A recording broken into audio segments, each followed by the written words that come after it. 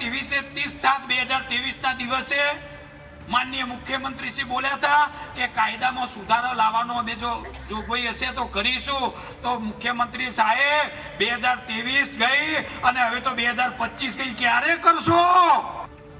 તમે ભાઈઓ બહેનો લગ્ન કરી દો, કાયદામાં કોઈ વાંધો નથી.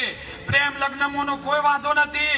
કોઈ પણ જ્ઞાતિમાં લગ્ન કરો એનો કોઈ વાંધો નથી. પણ જે મા બાપે મોટી કરી હોય એની સહમતિ લેવી જોઈએ કે ના લેવી જોઈએ?